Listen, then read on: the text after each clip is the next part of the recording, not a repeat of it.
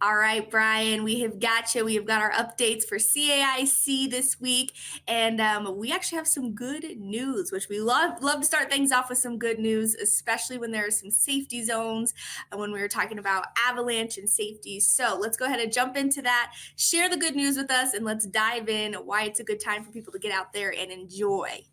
Yeah, I don't know if I'd call it good news, but it is a silver lining to Sure. our lack of snowfall. And the good news that comes along with the lack of snowfall is that avalanche danger is easing and it's providing much more terrain options that are going to be safe from avalanches. So this is a good time to get out and recreate, enjoy the weather, move around in generally safe avalanche conditions. And let me explain kind of why we're getting to these more generally safe conditions.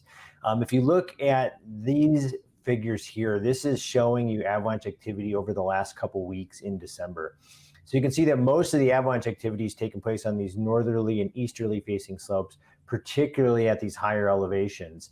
And if you look at the timeline below, you can see we have these bumps where we have an uptick in avalanche activity, which coincides with our snowstorms, the last of which came right around the Christmas holiday, with avalanche activity peaking on Christmas Day, and then pretty rapidly tapering off. And you can see now we're out in this tail end here where avalanche activity has nearly come to a stop. There's just isolated slopes that are a problem.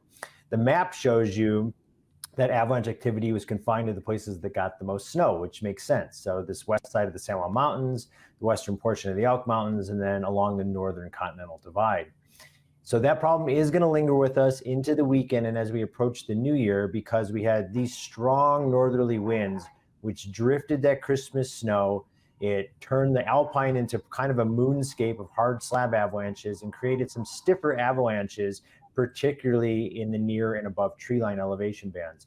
So people traveling on the backcountry are going to be able to trigger avalanches that look like this in the recently wind drifted snow. Here's a couple of examples of some skier triggered soft slab avalanches in the recent drifted snow near Crested Butte.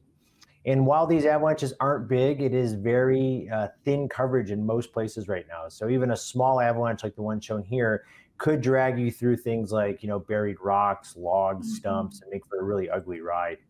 So what we want people to be cognizant of is that even though most slopes are going to be safe from avalanches, we want you to look for these stiffer wind drifted slabs of snow, and they will feel stiffer to the touch. They will look wind etched in the terrain, and they can produce these avalanches breaking kind of 1 to 2 feet deep.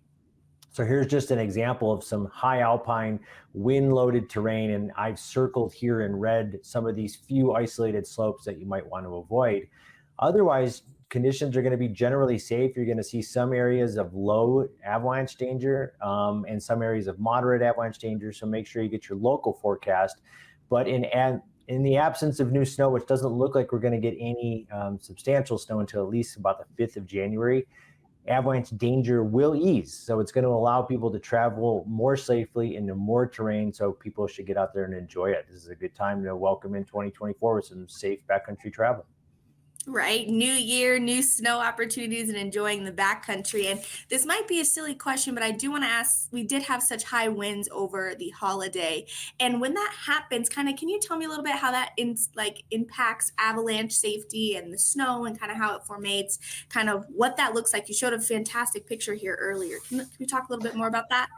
Yeah, so wind will pick up snow from the windward side, or those are the slopes facing the wind. The wind will pick up the snow, it'll break it into smaller fragments and particles, and then they will pack together on the leeward side, or the side opposite the wind. And that's what creates those stiffer slabs. So when we have northerly and westerly winds, you expect kind of these southerly and easterly facing slopes to harbor those stiffer slabs. And that's what we want people to be looking out for now as we move into this weekend. Well, fantastic. Thanks for jumping into that a little bit more for me. It's always amazing to see how that wind carries the snow and kind of places it where it's at, to kind of see those stiffer slabs. It's kind of an insane thing to see happen, right? Especially in the backcountry. But that's great to hear that we're going into the new year and there's going to be some opportunities for adventure. So anything else you'd like to add though, Brian? No, I want everyone to have a safe New Year's season, and we will see you back here next week. Fantastic. Well, thank you so much for jumping in for that weekly safety report. Happy New Year, Ryan. We will see you in the new year. Take care. Thank you.